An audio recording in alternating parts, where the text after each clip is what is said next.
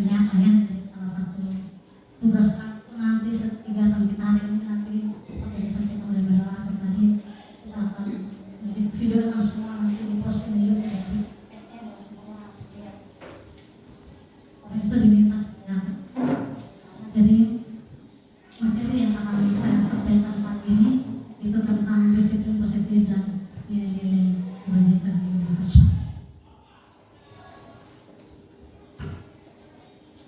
Namun mengawali materi ini, saya akan menyampaikan panggil bacaan sebuah pantun. Saya harap supaya teman-teman bisa dengan catat ya. Gubernur datang mencari aspirasi. Masyarakat kecil inginkan solusi. Izinkan saya memulai presentasi. Semoga nanti mendapat apresiasi. Baik, Bapak Ibu, sebelum mendengar materi, kita merefleksikan pengalaman terkait penerapan disiplin di sekolah seperti yang sudah disampaikan oleh Mama Filhar. Moderator ini hal-hal yang sangat dilakukan. Kalau berbicara tentang disiplin, berarti berbicara tentang hal-hal yang berat. Maka itu, saya minta kita merefleksikan bersama bagaimana pengalaman pribadi Bapak Ibu tentang pengalaman sekolah, di mana Bapak Ibu sebagai guru menindaklanjuti ini. Untuk kita semua Bapak Ibu pernah diperhadapkan dengan sebuah pelanggaran yang dilakukan oleh anak-anak didik kita. Tindakan kita seperti apa, tindak lanjutnya seperti apa. Nah, untuk mengingatkan Bapak Ibu tentang pengalaman-pengalaman tersebut, saya akan memberikan beberapa pertanyaan refleksi. Itu yang pertama, apa yang terjadi pada saat itu? Yang kedua, apa yang Bapak Ibu katakan atau lakukan ketika Bapak Ibu menghadapi sebuah peristiwa kejadian atau menyelesaikan pelanggaran tersebut? Kemudian pertanyaan yang ketiga, bagaimana reaksi pelaku pelanggaran? Keempat, bagaimana perasaan Ibu? Kemudian yang berikut, sebagai guru di sekolah, bagaimana saya dapat menciptakan lingkungan belajar yang positif bagi peserta didik? Yang berikut, apa hubungan menciptakan lingkungan belajar yang positif dengan pembelajaran yang berpihak pada peserta didik? Ya Bapak Ibu, kita akan masuk dalam eksplorasi konsep. Saya akan melakukan sebuah permainan. Nanti saya akan bantu Bapak Ibu dalam dua peserta atau kelompok. Jadi nanti yang di sebelah kiri, sebenarnya Ibu Tuti itu nama Ina dengan Ina Ijen itu peserta A. Kemudian yang bagian Ina Devi, Mama Al itu peserta B. Kemudian yang sebelah sini Mama Ibu Maria peserta A. Kemudian masing-masing ada pasangan. Nanti saya akan bagi tugasnya masing-masing. Tapi nanti saya akan panggil, jadi saya harapkan pembawa dari saya. Untuk peserta A, saya harap semua sudah duduk berpasangan supaya sebentar dalam pembagian tugas ini. Untuk peserta A punya tugas nanti itu mengebalkan telapak tangan. Dan Bapak Ibu membayangkan kalau yang ada di dalam telapak tangan Bapak Ibu itu ada sesuatu yang berharga yang harus Bapak Ibu pertahankan. Kemudian peserta B akan mencoba membujuk peserta untuk membuka telapak tangan, entah itu dengan menggeting atau merayu dengan segala macam cara. Nanti saya kasih waktu selama 30 detik kita aksen. Oke, bisa dipahami Bapak Ibu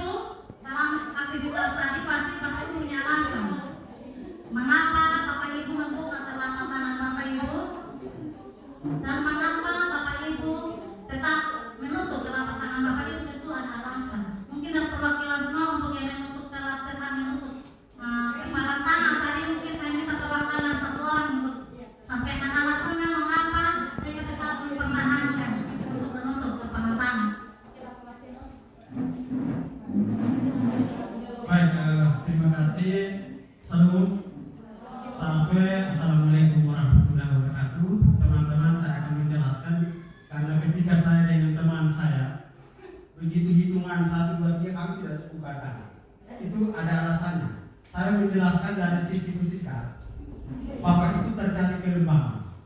Kelembaman itu bahwa setiap sesuatu yang telah kita genggam,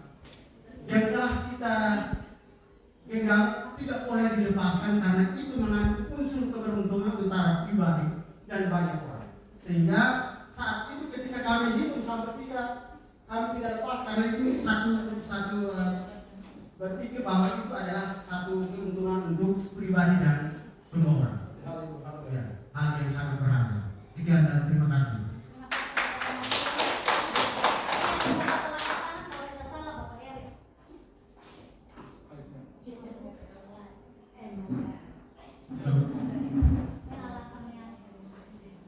Ya, saya mengapa membuka telapak tangan memang sempat awal tidak membuka karena mungkin saya kan berpikir bahwa ketika ada berharga terus ada pada saya tidak saya bagikan ke orang lain itu kelihatan egois. Jadi saya rasa kalau memang hal berharga yang kita miliki dapat berguna atau bermanfaat bagi orang lain, kenapa kita harus tahan?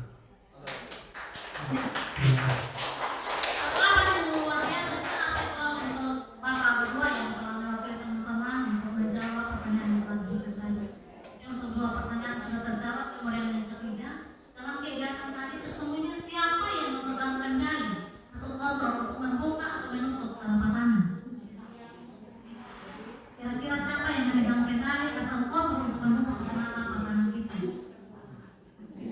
Oke. Kita bisa melihat tanggapan reflektif di situ. Dari kemungkinan jawaban kita terhadap pertanyaan-pertanyaan yang tadi yang pertama itu dan kedua itu pasti bervariasi ya. Bapak Martinus dengan alasan dia sendiri, kemudian Bapak Erik, dan pasti teman-teman yang lain juga punya alasan yang bervariasi tentang hal yang tadi. Kemudian tergantung bagaimana kalau memang itu begitu penting dalam dia punya hidup, dia harus punya alasan. Saya tidak mau membuka kepala tangan saya. Ini satu prinsip hidup, sesuatu yang berharga dalam hidup saya. Dan Pak Erik bilang kalau itu berharga dalam hidup saya. Saya tahu bahwa itu orang lain juga butuh sebagai makhluk sosial yang saya masih membuka telapak tangan saya ke orang lain yang butuh. Dan tentu Bapak Ibu yang lain juga pasti punya pendapat yang bervariasi tentang alasan yang tadi. Kemudian untuk pertanyaan yang ketiga Bapak Ibu, siapakah yang sesungguhnya memegang kontrol, yang menutup kepalan tangan atau yang berusaha dengan segala cara untuk membuka kepalan tangan rekannya? Jawabannya tentu kita sendiri. Yang membuka, yang memegang kontrol atas kepalan tangan kita, apakah kita membuka atau apakah kita menutup kepalan tangan kita, itu tergantung pada kita diri kita sendiri. Dari kontrol diri sendiri itu yang paling utama.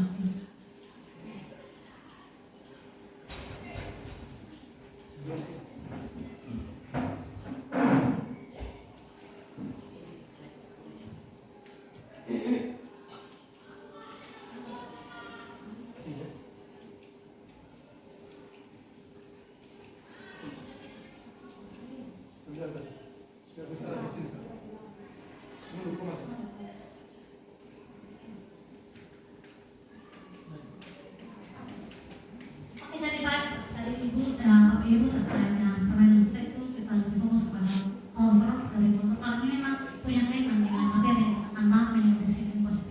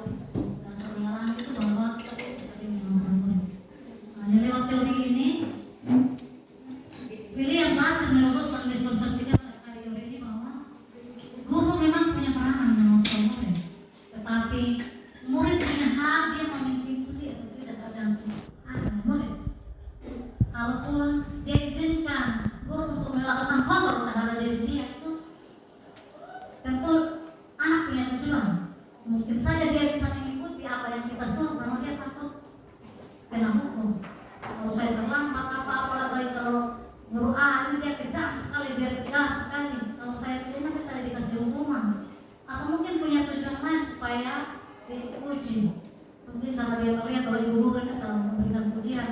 Tapi kalau dia yang piket, kalau ibu A, ibu si B yang piket, pasti kita harus maju.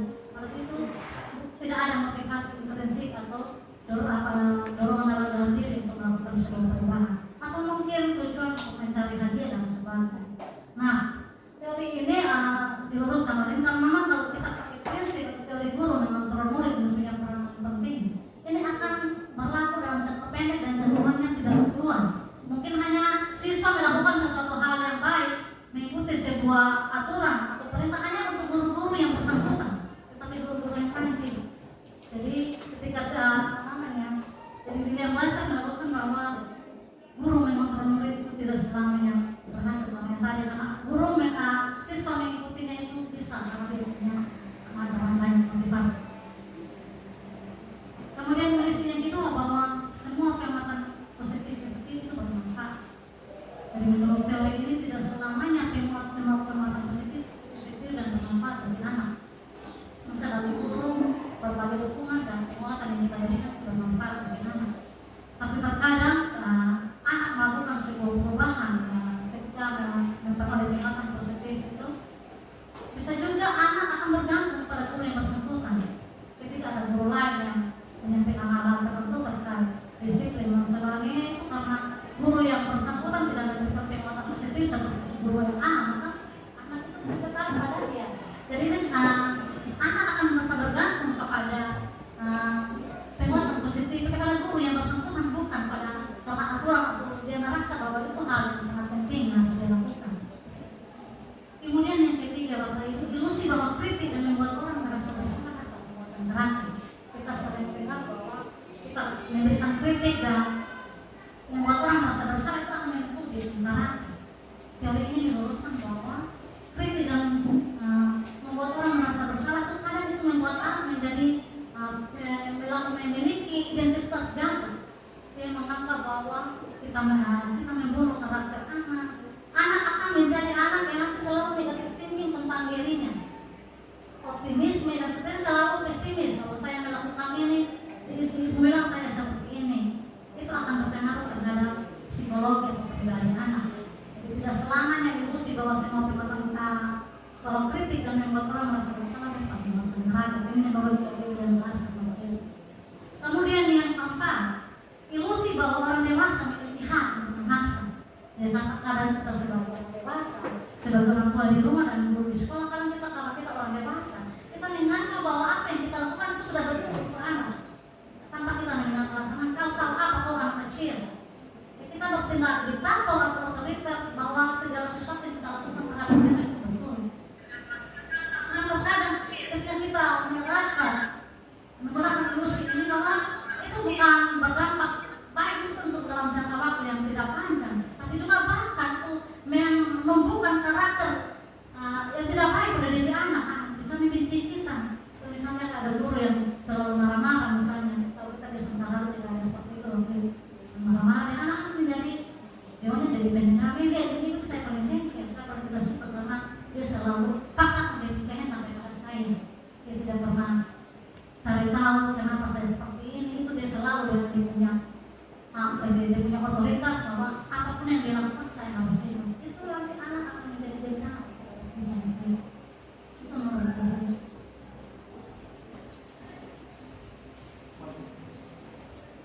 Tapi ini terkait over Bapak Ibu. Kita sebagai Bapak Ibu guru mungkin saya juga, Bapak Ima, Bapak Siti juga sebelum itu masuk grup penggerak ini terkait bagaimana kontrol terhadap anak, tidak berkonsisten terhadap anak, kita juga salah menempatkan untuk punya posisi. Saya sendiri merasa seperti itu Bapak Ibu. Di guru penggerak itu kita belajar bahwa sebagai guru itu kita punya 5 peran pokok. Yang paling pertama kita sebagai pemantau. Yang kedua peran kita sebagai pembuat orang merasa bersalah. Kemudian yang ketiga penghukum. Yang keempat teman. Yang kelima manajer. Bapak Ibu guru biasanya tidak saya ada di posisi mana. Saya pribadi saya pernah ada di posisi penghukum, pembuat orang merasa bersalah dari lewat materi budaya. Saya belajar, saya introspeksi diri supaya ke depan saya mengambil peran yang benar-benar bisa memanfaatkan, bisa membantu anak-anak. Kalau peran sebagai pemantau, Bapak Ibu kita hanya sekedar memantau mereka. Oh ini anak yang dia ngambil tiap hari, ini anak yang terlambat, terus sebatas memantau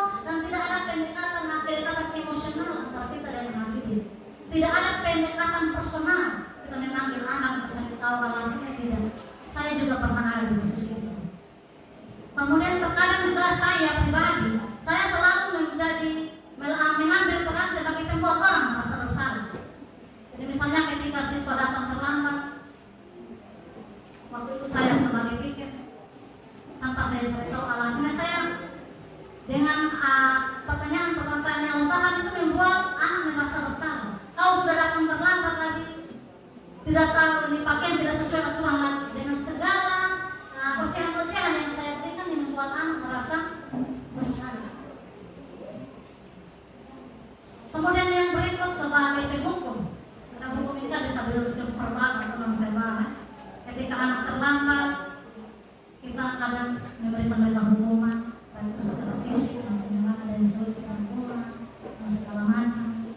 Atau mungkin ketika anak masuk kita sudah mulai materi, kemudian terlambat, kita berikan itu, kau tidak usah masuk, tunggu sedikit keluar baru kau masuk. Terkadang kita pernah ada di posisi ini, saya sendiri juga sama. Karena terkadang saya merekam peran sebagai pembuat orang merasa bersalah. Kemudian yang berikut Bapak Ibu peran sebagai teman, yang mana kita dapat memposisikan diri kita sebagai teman bagi anak. Kita jadi teman curhat, teman terpadu untuk anak sehingga anak bisa bertanya.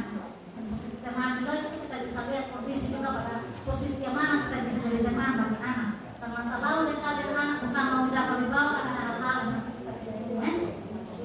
Kemudian untuk manajer, nanti lebih detail nanti akan dijelaskan oleh Bapak Iman dari segi kita restitusi. Sebagai manajer kita punya tugas. Bapak Ibu ketika kita tahu anak melakukan kesalahan, kita melakukan pendekatan personal menggunakan 3 langkah restitusi yang akan dijelaskan oleh Bapak Iman. Ketika kita tahu anak melakukan kesalahan, kita tanya dia baik-baik. Tahu tidak kita panggil dulu kenapa? Sudah kasih itu langsung dulu dia mau jawab tidak bisa. Ani tahu tidak? Kenapa Ibu sampai memanggil Ani? Dengan sendiri anak akan mengatakan bahwa itu masuk dalam tahap yang menstabilkan identitas. Semua orang pasti pernah menyatakan bersalah anak, namanya manusia tidak sempurna. Kira-kira alasan Ani melakukan hal itu apa? Tanya lain. Nah kalau begitu ada tahu ada kesalahan, kita kasih apresiasi untuk mereka. Mereka walaupun mereka buat salah, kita tidak kritik terhadap mereka. Nah kalau begitu kira-kira apa yang harus lakukan untuk memperbaiki kesalahan? Itu di sisi kita sebagai mereka. Dari beberapa penjelasan saya tadi aku bisa tahu kira-kira kita ada di posisi kontrol yang mana sebagai penghukum, pembuat orang merasa bersalah, atau teman, atau manajer. Kalau mungkin kita masih ada di posisi-posisi yang mungkin kurang baik, mungkin sebagai penghukum atau pembuat merasa bersalah, mungkin memang setelah kita hal ini kita masing-masing bisa introspeksi diri, kita sama-sama menentukan diri kita menjadi anak-anak yang memiliki sifat-sifat yang baik, memiliki karakter-karakter yang baik akan membantu mereka bertumbuh berkembang ke depan dan menjadi pedoman untuk mereka dalam kehidupan mereka.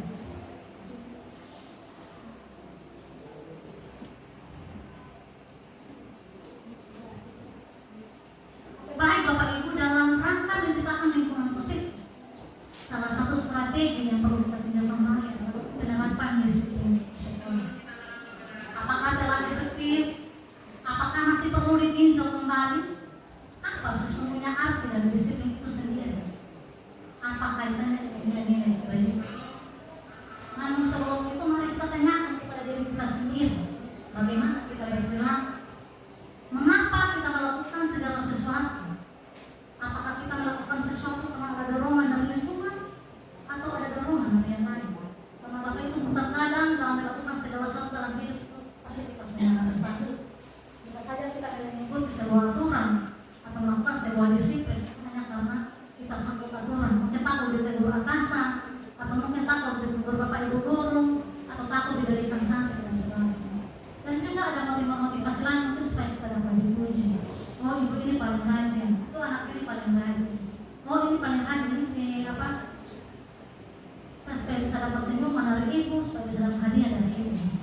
Tentu motivasi ini selalu kita miliki dalam hidup. Untuk saya pribadi tidak, saya memiliki motivasi. Itu dalam hal itu, mari kita bertanya dalam diri sendiri terkait motivasi kita yang sebenarnya itu apa untuk kita melakukan sebuah aturan yang disiplin. Karena lebih banyak alasan-alasan itu. Bapak Ibu, apa yang terlintas di pikiran kita Bapak Ibu setelah mendengar kata disiplin? Kata disiplin satu hal yang pernah kita lakukan. Setiap kali kita berurusan dengan disiplin. Kebanyakan orang akan menghubungkan kata disiplin dengan kata tertib, terpatuh, dan kepatuhan pada peraturan. Kata disiplin juga sering dihubungkan dengan hukuman. Tentang disiplin sendiri tidak harus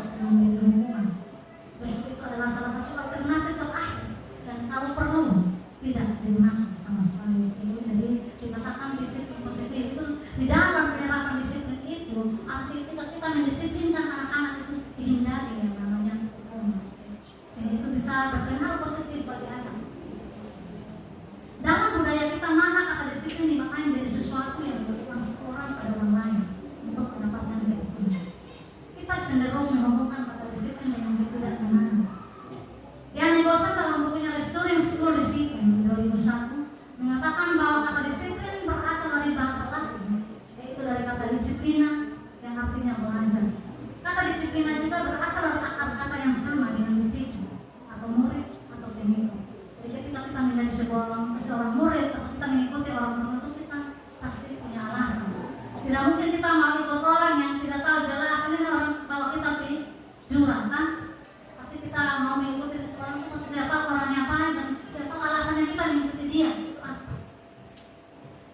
Tapi itu motivasi intrinsik, bukan sesuatu dari dalam diri sendiri, bukan karena ada keterlibatan pihak lain.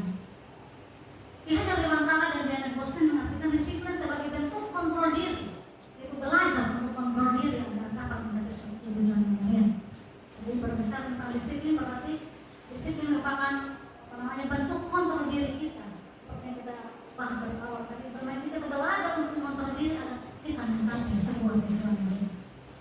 Tujuan mulia yang dimaksud itu adalah prinsip-prinsip mulia yang dianut oleh seseorang yang kita namakan yang namanya nilai-nilai kebajikan universal. Dari beberapa definisi tadi saya menyimpulkan bahwa disiplin merupakan sikap dan perasaan taat dan patuh terhadap nilai-nilai yang dipercaya, merupakan tanggung jawab. Disiplin positif merupakan unsur utama dalam terwujudnya sebuah budaya positif yang kita ciptakan di sekolah. Tentu sebagai guru kita begitu mengimpikan murid-murid memiliki disiplin yang positif. Disiplin positif adalah suatu pendekatan untuk menerapkan disiplin diri dalam diri anak tanpa ada hukuman. Pendekatan disiplin positif menitik beratkan pada pendekatan positif tanpa kekerasan. Jadi dalam kita menerapkan disiplin beratkan tidak boleh ada yang namanya kekerasan. Itu mungkin ini bertentangan dengan kehendak kita atau prinsip kita. Anak kalau buat salah kita tidak kasih dia hukuman bagaimana? Ingat Bapak Ibu, kekerasan kita selama ini menjadi solusi untuk menyelesaikan masalah. Dan dengan cara yang pendekatan positif juga kita bisa memotivasi, merefleksikan kesalahan, menghargai, membangun logika dan bersifat jangka panjang. Sehingga kita mampu menumbuhkan karakter yang baik, kesadaran diri dalam diri anak, maka apa yang dia buat itu bukan hanya kepada kita, bukan hanya jangka waktu tertentu, tapi sampai kapan pun. Nilai karakter yang baik, nilai kebajikan universal yang dimiliki dimanapun, ketika dia bertumbuh, berkembang, berinteraksi dengan lingkungan manapun, itu akan selalu berbaik. Jika itu adalah motivasi yang bersih. Bapak pendidikan kita yang dari Lewantara yang kita kenal dengan KHD, beliau mengatakan di mana ada kemerdekaan, di situ harus ada disiplin yang kuat. Sesungguhnya disiplin itu bersifat self-disiplin, yaitu kita sendiri yang menunjukkan kita dengan sekeras-kerasnya, tetapi itu sama saja. Sebab kalau kita tidak cepat melakukan self-disiplin, wajiblah penguasa lain mendisiplin diri kita, dan peraturan demikian pula yang harus ada dalam suasana yang berbeda. Dan kita jangan artikan sekolah Bapak Ibu, jadi penting disiplin itu diterapkan. Kita ketentuan apalagi di lingkungan pendidikan seperti ini untuk mewujudkan siswa yang memiliki nilai-nilai kebajikan universal atau yang berkarakter sesuai dengan nilai-nilai kebajikan universal. Tetapi di situ dikatakan bahwa memang ada upaya dari diri sendiri untuk melaksanakan disiplin itu. Tetapi kalaupun tidak diri sendiri atau kita punya pribadi tidak mampu mendisiplinkan diri kita sendiri, tentu itu dibutuhkan. Tetapi walaupun pihak lain terlibat di dalam mendisiplinkan diri kita, itu harus ada kemerdekaan. Berbicara menyangkut kemerdekaan, maka itu kita berbicara menyangkut kebebasan tanpa ada tekanan, tanpa ada kekerasan.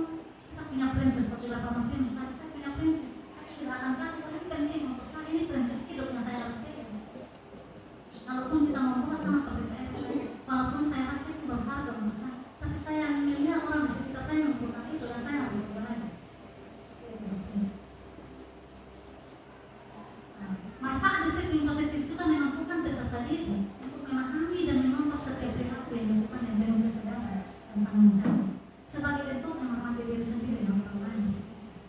Ya ketika melakukan disiplin maksudnya bukan hanya untuk orang lain, tapi Tuhan sendiri ketika kita melakukan disiplin itu sebagai bentuk bagaimana kita menghargai diri kita sendiri. Kita mampu bersikap disiplin, kita mampu taat peraturan peraturan itu salah satu bentuk bagaimana kita menghargai diri kita sendiri.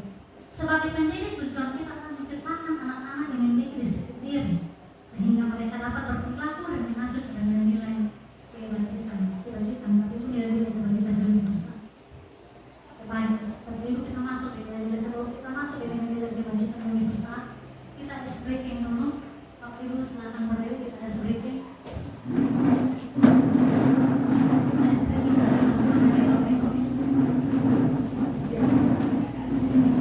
lihat airnya tadi sudah semua. Kita ice breaking dengan ini Bapak Ibu. Dari nanti ketika saya menyebutkan objek apa yang saya sebutkan, Bapak Ibu akan menyebutkan jenis dari objek tersebut. Misalnya kalau saya bilang sayur, maka Kak Tuti akan bilang kangkung. Orang yang nomor 2 akan menyebutkan nama jenis sayur berdasarkan huruf terakhir dan misalkan orang pertama. Misalnya kangkung, berarti dari Ibu Alu sayur apa yang mulai huruf G dahulu. Misalnya kita kangkung. Oh apa? Atau putih berarti sayur. Bisa apa Bapak Ibu? Oke, kita mulai Bapak Ibu. Masih semangat toh? Masih semangat toh? Sebelum kita saya menyapa dengan suara disertai. Bapak Ibu siapa kita? SMK itu satu barat? SMK? Bisa. SMK? SMK? Luar biasa. Kita mulai permainan kita ya, bikin kita. Oke, saya mulai. Jadi ingat objek yang saya sebut Bapak Ibu. Kalau saya tidak bilang saya, jangan bilang kangkung. Oke, baik. Buang.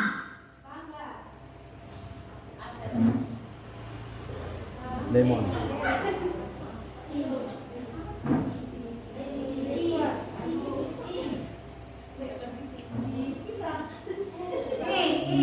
Ini dahulu. Buang apa?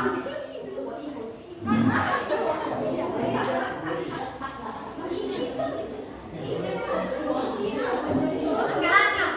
Kesilakan. Buang yang berikut. Samping.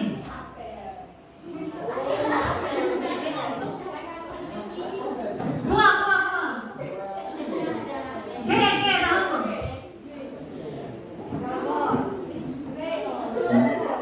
Dalam bola. N.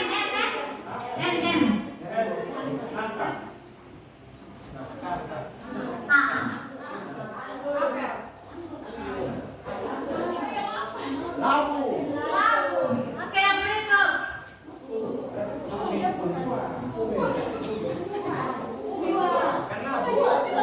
yang berikut. Lampu ini berarti udah penasaran. Kopi. Nah, akan ini dahulu. Sampai pas yang berikut kita yang. Nas. S. Oke, kita Oke, Ijen. R dahulu. Oke, N. Ijen.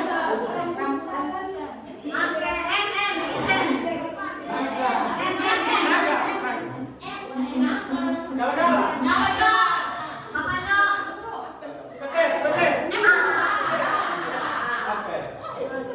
Udah deh.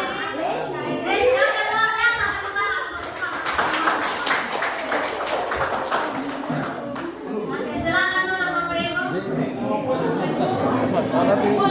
Juga ke rumah lagi. Apa? Banyak Bapak Ibu. Kita fokus lagi pada materi yang berikut, yaitu nilai-nilai kewajiban universal. Apa itu nilai-nilai kewajiban universal? Lebih baik nilai-nilai kewajiban universal itu berarti nilai kewajiban yang disepakati bersama, lepas dari suku bangsa, agama, bahasa maupun latar belakangnya. Jadi nilai bersifat universal artinya nilai-nilai kewajiban ini berlaku untuk semua orang tanpa memandang yang namanya suku bangsa, budaya, bahasa, agama dan sebagainya. Mau dia agama mana, mau dia suku bangsa mana, aturannya nilai-nilai ini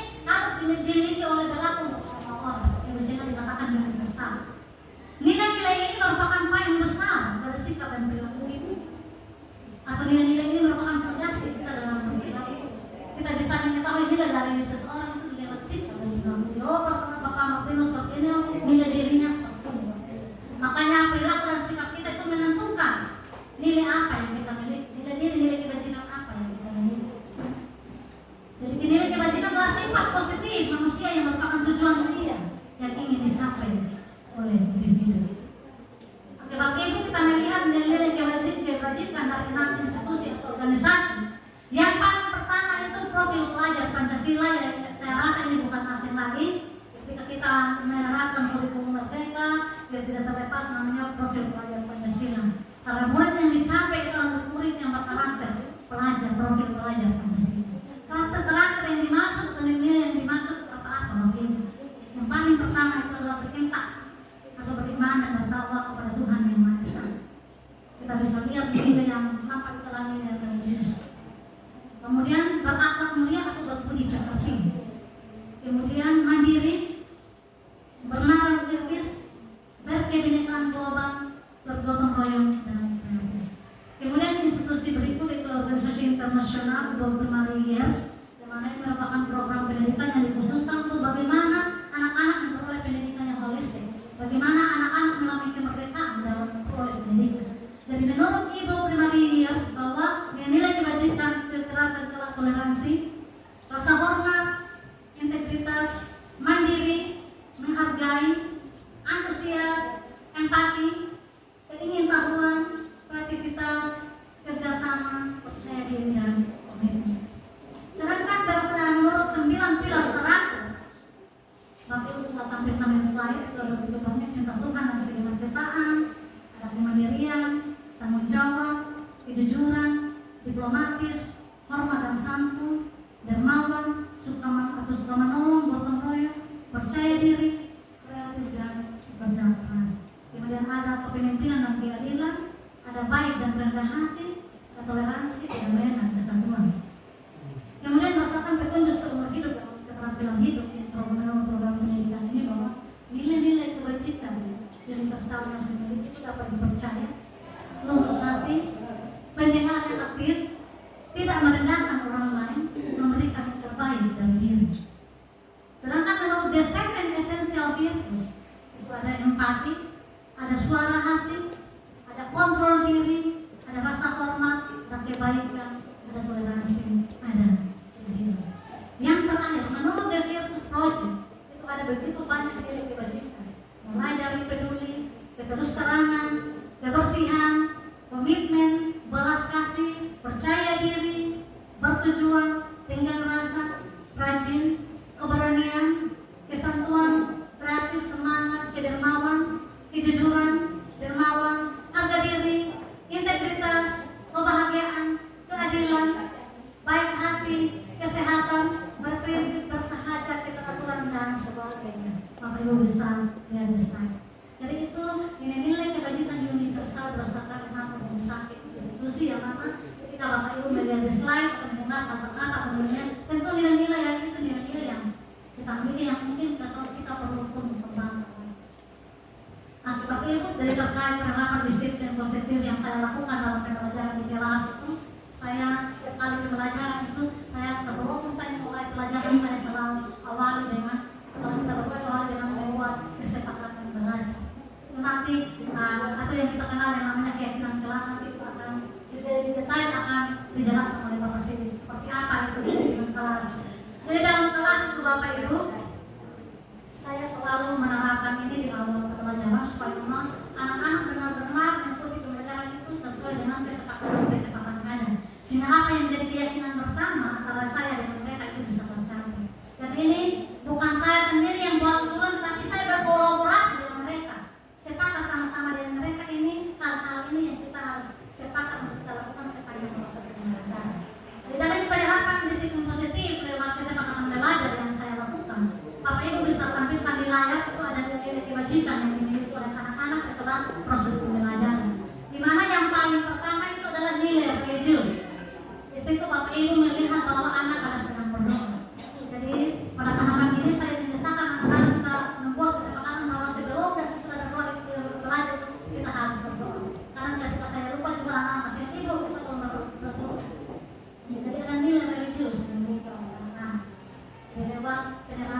kesepakatan belajar kayak di 16. Kemudian yang berikut Bapak Ibu, ada nilai mandiri yang anak memiliki. Di sini saya biasakan mereka untuk bagaimana mereka bisa melakukan refleksi secara mandiri, menemukan gagasan mereka.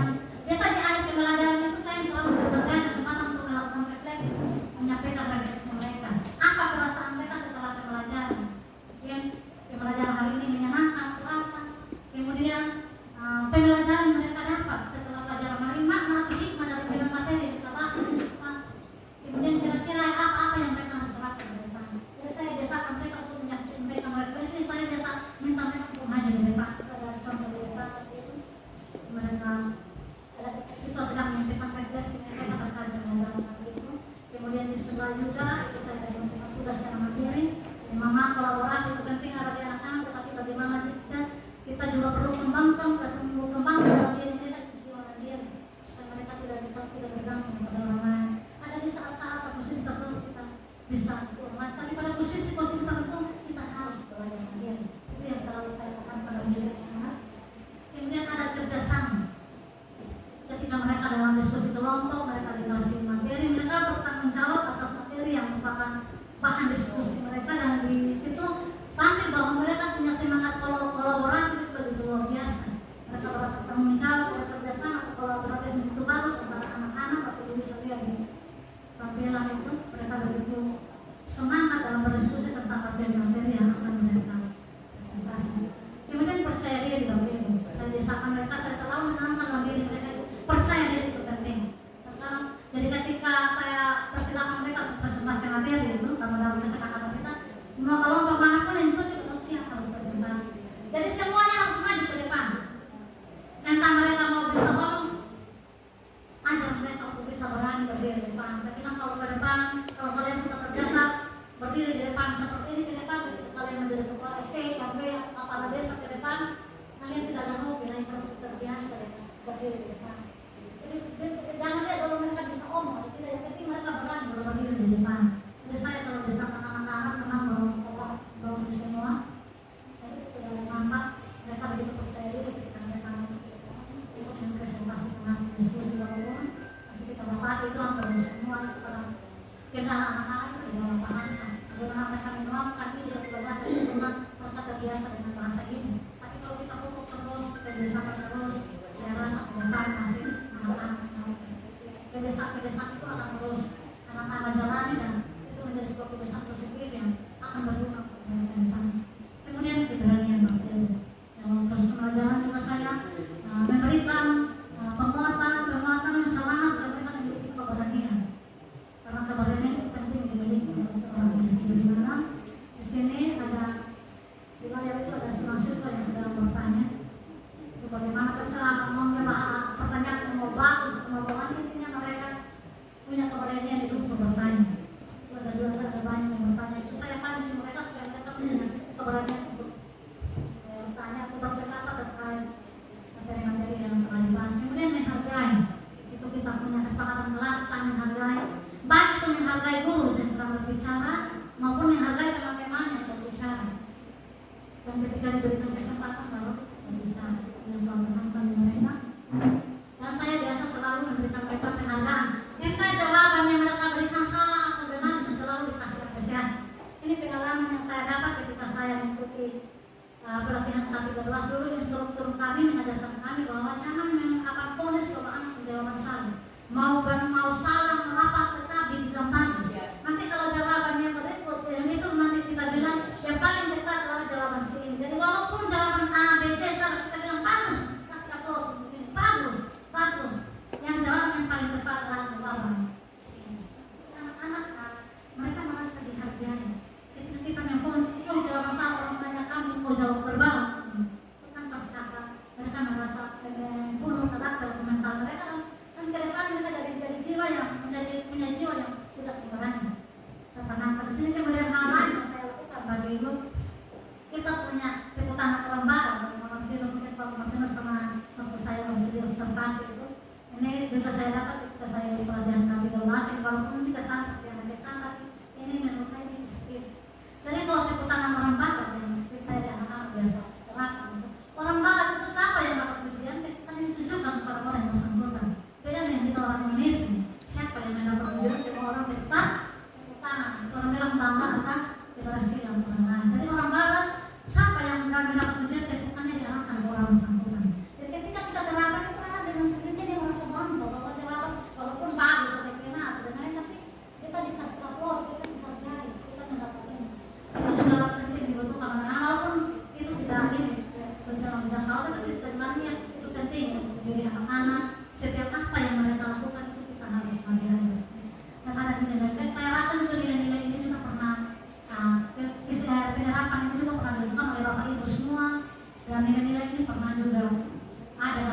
dalam setiap aktivitas yang Bapak Ibu lakukan. Oke, baik Bapak Ibu, jadi untuk materi saya hari ini kita sampai di kewajiban universal. Mari kita berefleksi bersama. Kalau selama ini dalam menerapkan disiplin positif, kalau menerapkan disiplin yang memang positif, mungkin masih ada kekerasan, masih ada tekanan di dalam proses pendisiplinan diri yang kita lakukan terhadap anak. Mari kita introspeksi diri, kita berefleksi bersama supaya kita bisa mendukung anak-anak didik yang memiliki karakter yang baik, nilai-nilai yang positif, nilai-nilai kebajikan universal, sehingga dengan nilai-nilai yang mereka miliki, mereka bisa peduli dan mereka jadikan acuan atau pegangan di dalam mereka bertumbuh dan berkembang, sehingga mereka bisa menjadi pribadi-pribadi yang memang dimanapun mereka berada, kehadiran mereka bisa diharapkan, kehadiran mereka bisa berdampak dan berpengaruh positif bagi orang lain. Oke, baik Bapak Ibu, tadi di akhir materi ini ya sedikit lagi tetap dalam posisi duduk Bapak Ibu. Posisi duduk Bapak Ibu. Jadi Bapak Ibu baca baik-baik. Lakukan apa yang saya lakukan, jangan lakukan apa yang saya katakan. Sekali lagi Bapak Ibu, sepertinya lakukan apa yang saya lakukan, jangan lakukan apa yang saya katakan. Dan tidak disampaikan Bapak Ibu.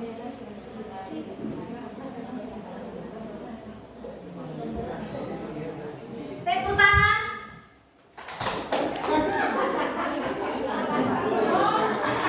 Lakukan apa yang saya lakukan, tapi jangan lakukan apa yang saya katakan. Oke. Pegang dahi.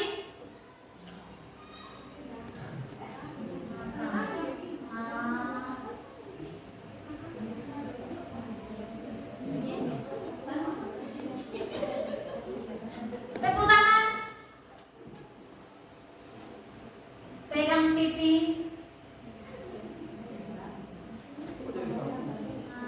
Pegang tangan di sebelah kanan. Oke, luar biasa. Jadi semua masih fokus ya. Kita ke sebelah. Luar biasa ya. Tadi saya mengawali materi saya dengan pantun. Saya akan mengakhiri dengan pantun juga. Sekali lagi mohon Bapak Ibu untuk bilang capek. Pasangan istri adalah suami, saling sayang dan kolaboratif. Cukup sekian presentasi ini. Semoga mendapat kesan yang positif. Sebelum saya menyerahkan mic ini kepada materi yang kedua, saya berikan kesempatan untuk dua penanya. Kita hanya kasih satu sesi saja, masih ada dua materi, masih ada Pak Paru dan Pak Pasir. Saya kasih dua penanya dan kita mengakhiri presentasi ini supaya dilanjutkan di materi ini. Mungkin ada hal-hal untuk berbagi pengalaman mulai hal-hal apa yang Bapak Ibu ingin bagikan lewat materi yang telah saya berikan tadi. Dan kalau tidak ada, ya baik. Ini kalau mau dibilang yang ada isinya nanti ada di materinya Bapak Sini dan Pak Imam. Saya itu tidak puas. Dengan sama sekali apa namanya action itu ada di Bapak berbuat punya materi. Selamat kita tepuk tangan untuk kita semua. SMK bisa? SMK? Bisa. SMK? SMK? Luar biasa. Baik, terima kasih Ibu Nya yang sudah membawakan materi tentang bulan positif. Sekali lagi, Bapak Ibu hebat, masih semangat? Masih semangat, Pak Martinus? Siap masih. Oke. Kita langsung pada materi kedua, yaitu tentang keyakinan kelas.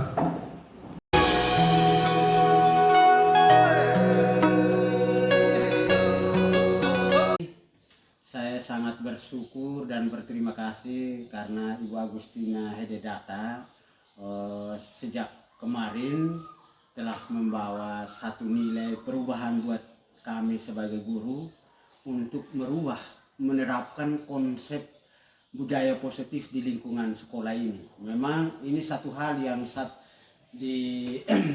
harus diterima karena memang ini satu perubahan positif. Karena selama ini yang saya sebagai guru tidak paham tentang budaya positif yang ada di lingkungan sekolah. Tetapi dengan adanya penceramah dari Ibu Agustina ini luar biasa, membawa saya untuk berpikir tentang budaya positif yang harus diterapkan di sekolah ini. Oleh karena itu saya secara pribadi sangat bersyukur dan berterima kasih karena memang dari dulu di sekolah ini belum ada guru penggerak, tapi kali ini luar biasa bisa membawa satu perubahan untuk sekolah, terutama untuk saya sebagai guru di sekolah ini. Kemudian yang kedua bahwa perubahan budaya positif ini memang harus diterapkan untuk anak-anak sehingga anak-anak itu bisa terbiasa dengan budaya-budaya positif yang ada di lingkungan sekolah ini. Oleh karena itu nanti nanti setiap apel itu saya sebagai guru piket akan menyampaikan budaya-budaya positif yang sudah ditularkan dari Ibu Agustina terhadap saya. Ini satu hal yang luar biasa. Dan itu saya akan lakukan ketika kalau ada apel saya sebagai piket harian, saya akan menyampaikan sehingga anak-anak itu, karena ini kita baru mulai dengan kehadiran Ibu Agustina ini, membawa satu perubahan yang luar biasa. Oleh karena itu, nanti saat apel pagi, saya sebagai guru piket saya akan menyampaikan sehingga anak-anak bisa terbiasa dengan budaya positif yang ada di lingkungan sekolah ini. Yang ketiga, saya sangat berterima kasih juga karena ketika dengan adanya Ibu Agustina ini mulai dari kemarin bahkan tadi beliau menyampaikan materinya dengan bagus, sehingga ini satu momen untuk membuat saya bisa berubah. Karena dulunya saya belum mengikuti kegiatan yang disampaikan oleh Ibu Agustina ini, sering saya marah-marah di anak-anak. Jadi kadang-kadang saya mengajar